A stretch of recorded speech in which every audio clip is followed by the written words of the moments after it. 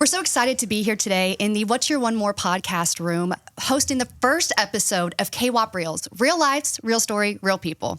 I'm your host, Amanda Trahan, and we're here with Joe Newton. Thank you, Amanda. It's great to be here. We're super excited to be sharing this information with you. And we're also really excited to have a kind of local celebrity with us, Cody Thompson. We're going to throw some love on you. I wanted to hear his story and want to share that with y'all as he went from surfing to gym ownership to real estate. Yeah. And when you look at real estate, there's so many different ways people come into this industry. It's kind of exciting to hear their story. So, Cody, let's think about that a little bit. So you kind of started in the water. I did start in the water, yeah. Born and raised right here in Jacksonville Beach, and kind of just got thrown into the ocean at a young age. And my whole life has kind of revolved around the ocean and the beach and that from then on. So when you were thrown in, was there a surfboard attached? Is that how that got started? How did you get into surfing? I think at that time it was a boogie board. Okay, nice. Usually where everyone kicks it off. So just spent time at the beach with my other three brothers and kind of grew up pretty close to the beach. And that's just how we spent our days, just down at the beach, and naturally kind of went into the ocean and came out with a surfboard and a boogie board and all that. So my parents actually didn't really surf much, but just came naturally to us because of, just nothing else to do when you're down there. You get bored making sandcastles. So how does that get turned into a surfing career? How does that transition happen? That's a tough one to answer, really. I guess a lot of that was created by my parents' just support. Allowing us any opportunity we wanted to pursue, they would kind of make it happen for us, which was really awesome. We were really fortunate to have that growing up. So we tried out a ton of sports and whatever we, took interest in, my parents just went all in and provided the support. And if we weren't into it anymore, then we pulled the plug and we're on to the next. So surfing was one of those things that we all took major interest in. And naturally from there, I think we were maybe like 8 or 9, signed up for a local junior event and friends are doing it and this and that. So kind of get into it. And then we saw some success early on and it just kind of snowballed from there. So from there, next step is, trying to find some sponsors to support you, because it can be expensive to foot that bill, going to contests and traveling, not just regionally, but, out to California, then internationally for events and stuff. So, that's kind of how it happened, I guess. So it's almost kind of a natural progression. You get started and you have some success and it just keeps growing. So how old were you when you really kind of came to a professional level? I think I had my first professional win in a pro contest when I was maybe 17 or 18. Wow. So, nowadays kids are signing pretty lucrative deals at 10, 11, 12. So it just depends. But I think I was, I guess my pro career kind of took off more around like age 17, 18, right when I finished homeschooling in high school and went out onto the junior pro circuit where, all the contests were paying prize money and we had sponsorship deals and stuff like that going at the same time. So when we were talking before we came in here, you kind of indicated that your career was going along and you kind of reached a point where you had to decide, am I going to get serious with this and really develop some other skill sets, physical, diet, just really dive into it. So tell me a little bit about that. How did you make that decision that, hey, I've got to get serious about this? What was going on then? So from a young age, I was all in on surfing, and my parents took me out of school. I finished at a traditional middle school, and from 9th grade and on was just homeschooling, traveling. So didn't necessarily get the traditional education. It's kind of more like, learn as you go and learn the real world fast. And we did a lot of stuff on our own, traveling around and stuff at a young age. But I would say the transition from amateur career, when that ended around 17, 18, into professional career, it's such a big jump. And you see it in other sports too, where college athletes go into the majors or NFL or whatever, and there's a learning curve there. So I had some success 18, 19, 20. Then it just became more challenging. And then there's other distractions in life, and I just kind of got a little complacent, I think, and a little lazy, and the results were not happening. And I wasn't happy with the way I was surfing, and I knew something had to change, and I was all in on surfing, right? That was all I had. I didn't have a college degree to fall back on or anything like that. So it was, do your best, do everything you can right now. And luckily I kind of figured out what that was going to be for me. It was going to take discipline and training and working on myself mentally and physically to get me to that point where I could perform at the level that I knew I was capable of. I just wasn't. So you really rededicated yourself, in a sense, to getting ready. You go to Puerto Rico, right? You win. So what happened from there forward? Yeah, that was a pivotal point. That was 2013. So leading up to that for about a year or so, I was putting in a lot of work on myself physically and mentally, and just kind of trying something new, really. And that gave me this newfound confidence that was like, it was through the roof. It was kind of insane. I actually used to do these affirmations that I didn't really truly believe in them. But I remember I had a team manager when I was like 19. He's like, man, you just got to wake up and look in the mirror and say, I'm going to win. And I used to try that, and I would just kind of say it to myself and then chuckle at the end of it and just kind of go out and then lose. But it got to the point where I was training and I started to feel that confidence, and I got some results at these other like local pro-am events, and I started using that affirmation. And I was in Puerto Rico in 2013 at one of the bigger events I'd competed in up to that point. I mean, there was like legends that I looked up to my whole life. I remember seeing people just like in the airport on the way there. I was like, whoa, this guy's there. Like, this is going to be a hard contest. And I think there was like 144 guys, and it was like the best in the world. And I got there, and I had qualified through a few rounds. The waves were kind of small. I knew there's a big swell coming, and the morning of the finals, I woke up. There's 32 guys left in the contest. I was happy to make it there because I was going to go home with a check. It was going to be a maybe $800 check or something. But first place was $15,000. I was like, it was in the back of my mind, but I'm like, so I woke up. I sat on the side of the bed, and I look in the mirror, and I just had like this feeling, and I go, you're going to win today. And for the first time, like, I had this like, I didn't chuckle. It was just a straight face. I was like, it gives me chills thinking about it. But yeah, and the rest of the day just kind of played out exactly how I envisioned. And from there, it was like, whoa, I just got something back in my career. Now it's time to figure out, where do we go from here? So at that point, the end of the year, I was up for renegotiation on a contract, and I was like, the timing couldn't have been better. Mm-hmm. So I went up to renegotiate. I was 23, and I wasn't much of a contest surfer at that point. I did contest. I did more of the regional events just to stay relevant. That was kind of my deal. As more of a local guy, be that local professional and go do regional events. Puerto Rico is kind of in our region here, so my whole thing kind of shifted. I'm like, now I have to go out and do the qualifying series, and that was a qual. So that would be considered like a Corn Ferry event if you're talking golf. So I'm like, all right, well, now I'm on the Corn Ferry tour of surfing. I got to spend all my money on going to all these international countries and go do that. So got to the point late in the fall where I was at another contest and I hurt myself. And I had just qualified for the Triple Crown in Hawaii, which was like 3 of the biggest contests of the year, all ending. And so it was kind of like this depressing moment where I was hurt. I was up for renegotiation. My renegotiation of my contract didn't go the way I wanted it to. They essentially said, hey, you had this one big result, but it was a one-off. Oh, wow. So they didn't want to support me financially to do the tour the next year. And I was hurt. And it was kind of a depressing moment where I was like, all right, well, I'm going to continue to do this and pursue, but maybe the writing is on the wall where I have to figure out what the next chapter is. And luckily my renegotiation allowed me some time to transition smoothly. So from then on, it was like, okay, I need to start figuring out what is the next chapter.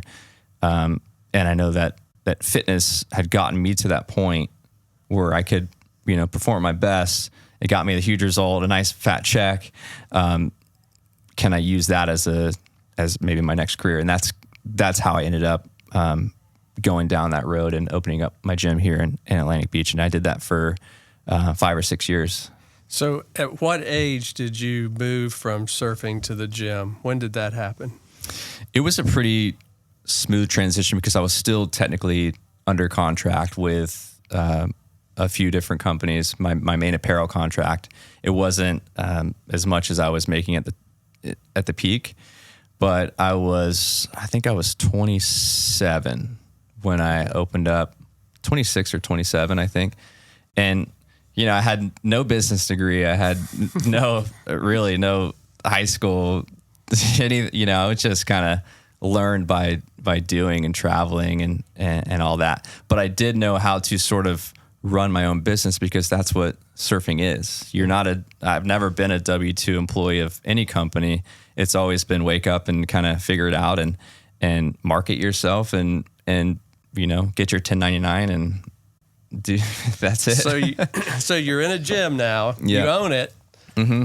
You're coming off the waves and into the weight room. Yep. And so you did that for 5 years?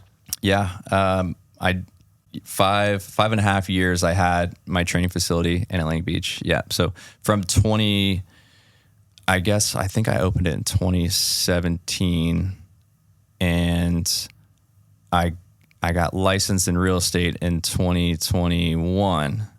So, and there was one, like half a year where I was doing both at the same time. I'm always like very conservative and really want to make sure I'm doing the right thing and having that fallback. So I've never like fully jumped in on anything, but I always, I've had a couple things going at once and then I make my decision on, okay, I'm going all in on this now. So, surfing, mm-hmm.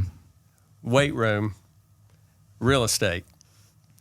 Those things go beautifully together, right? Yeah, it's just such a smooth. Let's connect the dots here. So, obviously, I opened the gym in my late 20s, 2017, and still getting some checks from surfing, still doing some local events, and I think I traveled a little bit. And did some stuff international, but I can only be gone for a week at a time before my members are like, hey, get your butt back here. We're paying you a membership. So, and then I think I hit a ceiling at like the second or third year at the gym. I had a 900 square foot space. I had, 60 or 70 members, and I realized that I was capped. And I was making money that I was happy with at that time. The bulk of my members were working in real estate, which was funny. And that's kind of what inspired me, really. I had mortgage lenders in there. I had investors in there, flippers. I had a handful of agents. Just going back, thinking about it, it's kind of funny. But when we'd be training, I would just be picking their brain. Just, what are you working on? And I saw their schedule. Obviously, they could afford my services, so I knew something was good there. And that kind of just led me to wonder, really. If you could do it. Yeah. And I've always been interested and passionate. At that time, I had my wife and I owned our home, so we had gone through that. Our realtor at the time, he actually sat me down like 15 years ago. I think he saw the writing on the wall over the surfing stuff. He was in surfing a lot. His name was Paul West. He was an awesome local realtor here. He passed away recently, unfortunately. But he sat me down over coffee and was like, man, I think you should get into real estate. And at the time, I'm like, I'm surfing, man. Time for that. I'm like, every other person I know is a realtor too. And it's funny because there's a gym on every corner too, but can't let that stop you from diving in. If you're passionate about something, you can always separate yourself from the pack. All right. So that brings you up to real estate. I got to get my license. I got to put it someplace. KW comes on the scene with some other folks. Tell us a little bit about how it is that you decided Keller Williams was the place for you. So when I first got licensed, I was telling a few of the members at the gym, and everyone's happy for me, and they're all coming from different brokerages. So of course, sure. I took the time to meet and talk with them, and ask them basically what kind of support does your brokerage offer? because I'm totally new at this. I want to learn as much as I can right out of the gate. I want to spend the first month or two, or however long it's going to take to just learn before I put this into practice.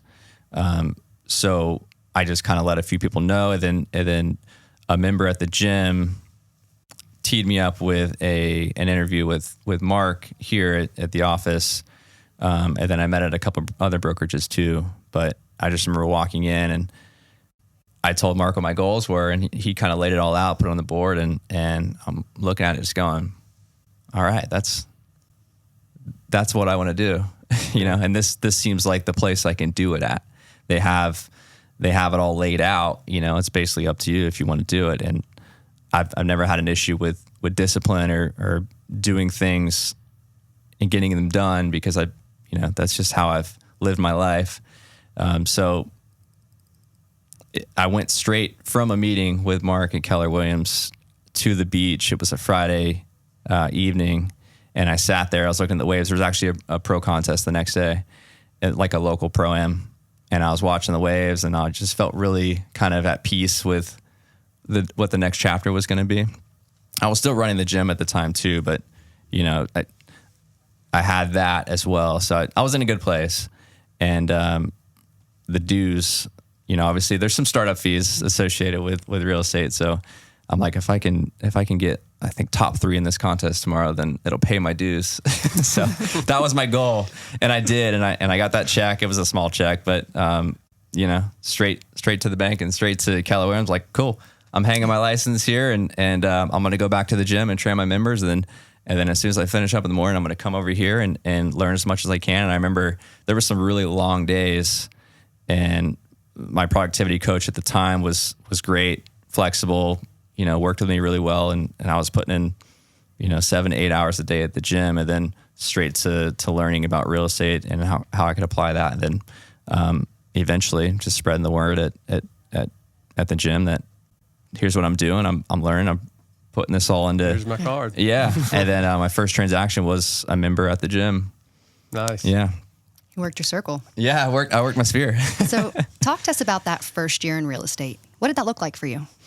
So the first year in real estate, I remember setting some goals with the productivity coach at the time, Emily, and I was pretty conservative with my goals, as I've always kind of been, because I didn't know what I was getting into. I knew that, I could set them high, but I didn't want to set myself up for failure.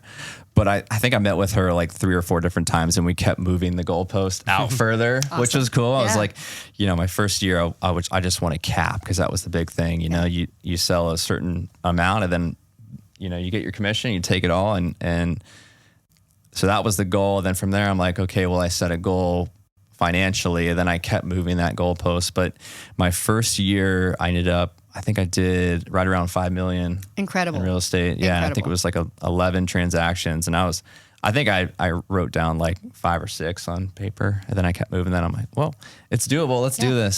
So, a few months in, my lease at the gym was up for renegotiation.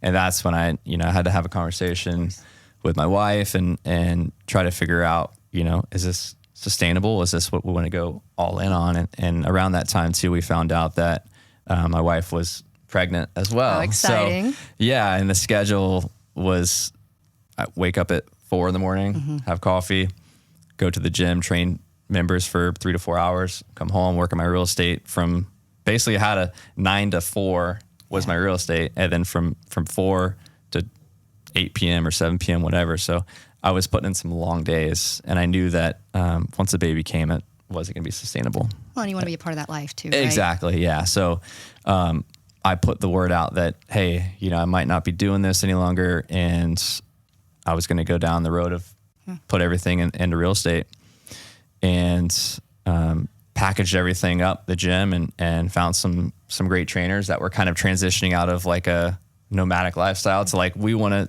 do this. And it was like this perfect like switch of, okay, you own the gym now. They rebranded everything, but I just left everything in place and sold it to them. And I just went on and started doing real estate. So you're familiar with transferring wealth and figuring out how to make those things happen. Yeah, sort of. Yeah. I never consider myself like this crazy entrepreneurial, self-made, like all those buzzwords are just not really in my head at all. It's not really how I try to live my life, but Well, and yet you are, right? So let's talk about that first year. I mean, 5 million, 11 transactions, no one's giving you leads. How do you make that happen? So for me, it was just leaning in on the things that were easy and accessible for me, which is, social media and just having organic conversations led to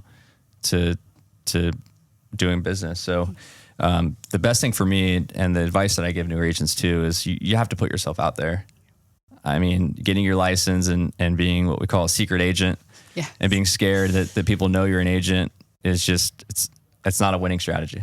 So what I would do was I would put everything out on my social media. And when I went full on real estate, I was just loading up my social media. Facebook, I would just put as much on there as I could. And I wasn't calling people and harassing them about real estate. That's, no one wants to get called and harassed about that. So put everything out on social media and people knew what I was doing. And there's people looking at that you don't even think are looking at it. Absolutely. And that's the part that kind of was a shock to me. And then I would go surfing and all my sphere is out there. And naturally they would come up to me and ask me, how is the market? How's things going? It looks like you're doing this and that. So it really just put myself out there in my work and then go and enjoy the things I like to do, which is surfing. And, the people that I know and most of my friends are out there. So it's kind of an organic, it's an organic conversation when I go out and surf. Well, I remember you being both an educator and a content creator, sort of. Like you really meshed the two together when you had first gotten into real estate, which I always thought was really cool. I did, yeah. So at that point, I was always look at things through like an investor lens too, and not just, you buy a house, you live there for 30 years and you die in it. I'm always big on, how can you build wealth? How can you learn? How can you just grow? And that's kind of the mindset I've always had. And because of that, now we're on our third property that we've bought and fixed up and, we'll maybe eventually sell. So that was a huge part of it that I try and share with people too, because there's a whole side of real estate that people don't talk about as much, or people don't feel like they're included in. Absolutely. Because you think of investors and you think of this upper tier of people that just have all this money that you'll never be able to be a part of. So trying to bring that to light. Absolutely. So even first-time home buyers, I remember when I bought our first home, the agent, Paul West, he's like, man, you're not going to be here for more than 3 years. You'll be selling this and on to the next. And I'm like, this is our primary home, man. We're going to die here. Yeah. And he was right. And then, 3 years later, we turned into a rental property, bought another one, fixed that up, flipped that one. And it's just like, there's so many ways to build wealth within real estate, not just selling real estate, but you have to be looking at it through all angles. And that's kind of what I like to put out on my social media. I think a lot of people don't realize that 90% of millionaires were actually created through real estate. And it's taking that step-up model and being able to transfer, building rental properties, those investments and whatnot. So sharing that education, I think, is one of the biggest avenues that we have to be helpful to the community, right? Absolutely. Yeah. It's not just about, helping people buy real estate. It's helping people build wealth and maybe generational wealth, and which is pretty cool to think about. It's something that, it wasn't really a part of my upbringing, but it's something that I'm passionate about. I like learning about. I listen to podcasts and read books and all that stuff. And it's such a cool avenue to go down, because I never felt like I was included in that category until you go out there and you just kind of do it. Yeah. So yeah, I wouldn't consider myself a real estate investor, but yeah, I've bought. You are by definition. I've bought and sold houses. Yeah, personally, not just working. And I've worked with investors and worked with wholesalers and helped people, consulted on flips and stuff. So yeah, I just love that part of it. So you crush your first year, you buy several properties. How does Keller Williams help you in that transition? So the big thing for me was having the support to know what I was doing as an agent. Yeah. And that was something that was crucial to me when I was meeting with brokerages. Basically, my question to them was, hey, lay out your training. What does it look like? Is it in person? Is it video? Is it, are we just going to be watching what is it? Tell me, because I know how I like to learn. And that has to basically align with my learning style. And then from there, you know, we're going to learn as much as we can in the 30 days, the onboarding. But from there, I need the support. Right. And that was crucial too. And we have great broker support here. We have a productivity coach that will pick up the phone. But another thing too is just having an office of agents that you can lean on here, which is awesome. I mean, high producing agents that I wanted to surround myself with. You know, I never thought I would be in that league. And then, you know, you spend enough time around them and pick their brain enough and just surround yourself with people that are doing better than you. And it's just, that's kind of how I've evolved. And then, you know, being able to call them, pick up the phone. And if I have questions, there's just so much, every transaction you learn so many new things. There's so many different scenarios, but having people to talk with through those is something that Keller's provided a lot of, and that's been a huge help. I often hear that people think real estate offices are like these Shark Tanks. So it's one of the things that I think is so cool about our agents, that they're willing to share all the things that they've learned. So share with us. I'm an agent. I'm ready to take my business to the next level. What do I need to do? I would say two parts. Okay. The first part would be spend time in your office and make sure you're spending time in your office and utilizing that time to your advantage. You know, introduce yourself, come out of your shell a little bit. I'm not naturally an extrovert. You know, it takes me a little bit to warm up to people, but I got uncomfortable for a little bit and made sure I built those relationships with the agents that I wanted to be like. Mm-hmm.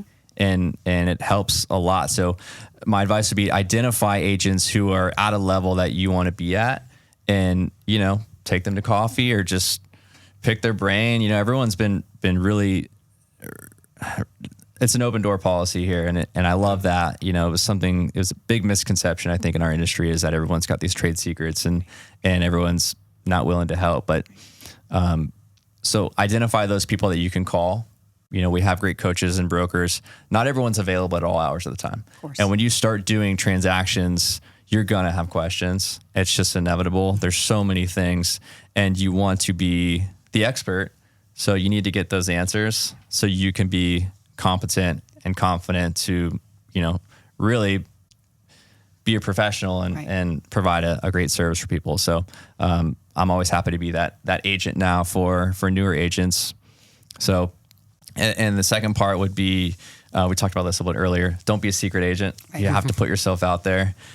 Use social media to your advantage, and don't spend all your time in your office or your home office or inside, because you're not building relationships in your house or you know, working in your home office or whatever. Really do your work, put yourself out there on your social media, use your Instagram, use your Facebook. It's all free. It's great. And then when you go out and, you know, for me, it's surfing or the beach or whatever, hanging with friends, it comes up organically. Of course. Always. So find things that you like to do, and don't stop doing those things because you get so busy in your work. You have to do that. That's how you strengthen your relationships. And it's all about strong relationships and, you know, having close friends and support and you know, that's, so. I think people forget sometimes that social media is really a 365 touch program. Every single day you have the ability to get in front of your people for free and actually connect with what matters to them. So I absolutely love that advice. Yeah, don't overcomplicate the content you're putting out too. It doesn't have to be great. Right. You know, I go back and look at some of the stuff I put out where I'm talking to the camera. I'm like, oh, wow, I should go ahead and delete that now. But you know, it's got me to where I am now, and you learn something new, and it really just, people don't care that much about the content. They see that you're working, you're putting yourself out there, and you know, you're providing some value, and that's all you can do. They're just happy to see you on there. Yeah. You know, and something that captured me about Cody, there's a video out there that we were looking at earlier of you surfing. And one of the things that I noticed in that video is there's a scene of you kind of watching the waves and you're studying them. And that was a part of that world that you were in, knowing a lot of us look at surfers and they're just slamming the waves and like, oh man, that's so cool. Don't realize that there's actually a plan behind that. You're thinking about the wave and how it's moving and how you're going to deal with it. That same strategy mindset you brought to real estate. And so no matter where people are coming from, there's something already developed in them that'll help them be successful with the right tools and processes that Keller Williams provides. And so I've always appreciated how intentional you are and how detail-oriented you are as well. But I think the story is so cool to me because what a transition from riding the waves to lifting the weights to selling them, selling the property. So it's a really neat story, and we appreciate everything you bring to real estate and everything that you do. Thank you. Thank you. We're grateful to have you as part of the office. Awesome. And we appreciate everyone watching and learning a little bit more, not only about Keller Williams, but about Cody.